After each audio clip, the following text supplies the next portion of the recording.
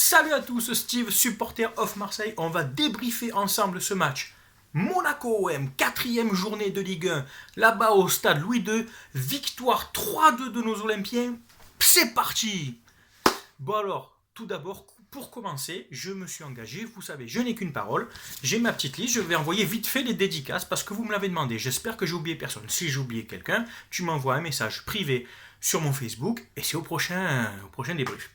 Alors, dédicace à Lop M. Lop. Petite danseuse, Doria Zino, mon poteau. XX Julien XX. Mohamed Luis Gustavo Tovigno. Pisco Ndoy. Et je garde le meilleur pour la fin, les gars. Il va se reconnaître. On s'était un peu clashé, fils. Maintenant, ça va, on s'entend bien. Je t'ai dit qu'on irait chez toi et que tu serais ma petite salope ce soir. Mais oui, Tarek débrief, l'AS Monaco. Chez toi, c'était chez nous. Grâce, et j'enchaîne tout de suite par l'ambiance, grâce à tous nos ultras. Ils ont ambiancé ton stade. Tu peux nous dire merci. Il y avait des tifos et des chants là dans ton stade. Ah, je te taquine, Tarek, ça va, le prend pas mal. 14 000 supporters, dont 8 000 qui étaient pour notre cause. Tu le sais, là-bas, chez toi, c'est chez nous. Mais il n'y a pas de mal, c'est bien, c'était sympa, c'était bon enfant. On aime bien faire des déplacements chez vous là-bas parce que c'est à 3 heures de route et puis on s'installe vite. Donc bravo, Sous Winners, MTP, Fanatic, Dodgers, CU 84. Voilà, bravo les gars. Vous avez ambiancé ce stade. Alors, tout de suite, compo au jeu. La compo peut aller dans les buts classiques, puisque Mandanda toujours fragile. Amavi à gauche, Sakai à droite, Rami, Gustavo en défense centrale. Gustavo préféré à un Bouba Kamara. Et j'irai même plus loin. Rami préférait un Bouba Kamara. Parce que, vous allez me dire, c'est facile de parler après le match. Mais oui, Bouba Kamara fait un top match contre Toulouse. Fait un bon match contre Rennes. Mais on ne le met pas encore titulaire. Il n'était pas là à Nîmes, on a galéré. Moi, j'aurais vu un Gustavo Kamara derrière. Kamara, il est jeune, c'est vrai. Il a une maturité. Il a acquis une expérience. Il est vif, il est puissant. Avec à côté un Gustavo, c'est un joueur qui serait en progression, mais constante.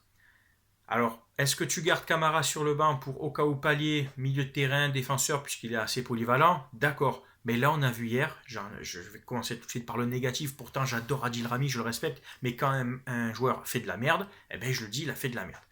Rami donne clairement 2 buts à Monaco. Alors, sur le premier, mauvaise passe en rentrée, il a le mérite de revenir, il compte la frappe. Après, c'est vrai que Monaco a un peu de réussite et marque sur la deuxième frappe. Et sur le deuxième but de Monaco, il y a un centre, il veut couper, il appuie pas, se fait il coupe, ça arrive dans les pieds de Valcao. C'est pas de cul, mais voilà, c'est... Adil, tu reviens du mondial, même si t'as pas beaucoup joué, t'as peu de vacances, peut-être la préparation n'est pas encore là, t'es un peu lourd, mais j'aime ce joueur, donc je vais pas l'enfoncer, comme je vais pas enfoncer d'autres joueurs, comme j'enfonce pas Calais Takar, parce que je vous préviens les gars, je vous l'annonce, c'est pas que je m'enflamme, vous me connaissez, mais quand Calais Takar va vite retrouver son niveau d'international et quand il jouait en Autriche, Gustavo va vite reprendre sa place au milieu de terrain à côté de Strootman et Sanson, et là ça va envoyer du pâté les gars. Faites-moi confiance, calez ta carte derrière, j'en suis persuadé, et puis si je me plante, je dirais je me suis planté, mais ça va envoyer du lourd.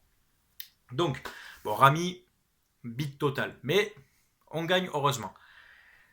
Gustavo derrière, Gustavo costaud, Gustavo qui a pallié pas mal de errances justement, qui a coupé pas mal de trajectoires, Gustavo qui a dégoûté les attaquants monégasques, il faut dire la vérité. Milieu de terrain, Strootman, Monsieur Strootman. Eh oui, parce que c'est bien beau Canal+, l'équipe TV, toujours parler des autres, mais je crois que l'OM fait une des meilleures recrues de ce mercato 2018. Kevin Strootman, les gars, la classe à l'international. Récupère des ballons propres. Il n'a pas besoin de... C'est au placement, lui, sa expérience. Il fait pas des courses au taquet comme ça. Non, il se place, il intervient propre, musclé aussi. On sent que c'est un mec qui a tout de suite pris ses marques, qui s'impose tout de suite. Il est en Ligue 1. Voilà, il est là. Il n'est pas là pour faire de la figuration. Distributeur de ballons. Et encore que c'est pas encore son top niveau, les gars. Franchement, il n'est pas encore au top là. À côté, Sanson, Strootman, pas de problème. Ça distribue à gauche, à droite. Clairvoyant sur les ailes. Pas de problème. C'est costaud. Je me languis d'un Gustavo en 6. Alors je sais que Mehdi qui regarde préfère mettre Strootman en 6 et Gustavo devant. Dans un 4-3-3. Gustavo en 6 est plus vif, je trouve, que Strootman. Et peut-être un cran au-dessus au niveau de l'anticipation. Et un Strootman et un Sanson un peu en récupération et qui pourrait se projeter à la création du jeu, avec devant 3 électrons libres, Payet, Thauvin et Germain au Mitroglou, ça serait pas mal aussi. Mais c'est un autre débat, on peut en parler dans une autre vidéo. Sanson Strootman, donc costaud, pas de problème. Sanson, qui a pas mal bougé, qui a pas mal permuté aussi, qui a compensé, qui a comblé les espaces quand Sakai montait. Bon match de Sanson, pas de problème. Ocampos, Payet et Bounassar. Bounassar qui a repris une place d'ailier droit. Alors, c'est pas son meilleur match, mais à sa décharge, il était tellement habitué à jouer arrière droit que peut-être il perd un petit peu les automatismes, parce que quand tu joues arrière droit, clairement, on te demande pas de créer, de créer, de faire de l'animation offensive. C'est juste tu prends ton couloir, tu débordes, tu centres. Là, quand tu es ailier droit, un peu comme quand tu es Thauvin ou Campos de l'autre côté, il faut créer aussi. Il sait le faire, mais je pense qu'il a un peu perdu maintenant les habitudes, malgré qu'il a tenté certaines choses. Mais bon match quand même, propre. Il a essayé comment je pourrais dire, d'apporter de la vitesse, il a essayé de percuter devant. Il a été remplacé par Thauvin, pas parce qu'il a fait un mauvais match, parce que Thauvin est plus à l'aise à droite. Il ne voulait pas sortir au Campos, je pense, et Bounassar à gauche, est-ce que ça l'aurait fait? On ne sait pas. Donc il a fait dans le plus simple et le plus judicieux. Thauvin à droite, Bounassar sorti. Payet, très bonne première mi-temps de Dimitri Payet qui donnait caviar sur caviar. Et alors notamment sur le but de Mitroglou, bravo Costas. Costas qui marque un beau but de la tête. Alors le but de Payet, en fait, c'est tu prends un toast, un bon toast, pas un toast premier prix, hein, tu prends le toast, tu sais, de la marque bien chère Laberry, là, et tu en mets dessus, et vas-y. Mais pas du pâté, tu mets du bon foie gras, tu sais, à 25 € le kilo. Mais tu le croques pas tout de suite, tu le renifles un peu, et tu le dégustes avec un bon verre de vin blanc. Eh ben ça, c'est ce que Payet a fait, hein, sur le but de Mitroglou. Tu l'as vu où, Costas? Essaye de me la mettre là. Pas de problème. Bon enroulé. Ce que Bounassar, quelques minutes avant, rappelez-vous, n'a pas osé tenter. Payet l'a tenté, il a plus de technique, plus de facilité dans le geste. Et Mitroglou, but de buteur, but d'un mec qui est à l'aise dans la surface, même si avant, c'est vrai, il vendange une petite occasion où on lui met sur son pied, il la reprend bien, elle est cadrée. Hein. D'ailleurs, il en a deux d'occasions, une où il la reprend sur un centre complètement excentré, où c'est dur de la reprendre, et c'est le gardien qui la sort au dernier moment. Et puis celle-là que je vous dis, où il la reprend pied gauche tout de suite, bon, il tire sur le gardien, mais au moins il cadre.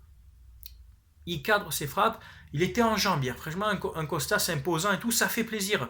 J'aimerais qu'il retrouve vite son niveau, comme ça on pourra dire, j'aimerais qu'on puisse dire en fin de saison, Dembélé, Balotellier, pas de problème, on a eu Costas. J'aimerais pouvoir le dire, on n'en est pas encore là. Donc Costas, très bonne première mi-temps, plus discret en seconde, remplacé par Valère Germain. Donc Payet, pareil. À l'image de Costas, très bon en première mi-temps, plus discret en seconde. Peut-être il a eu plus de mal à le trouver. À un moment, Sanson le trouve dans la profondeur et Costas s'en mêle un peu les pinceaux.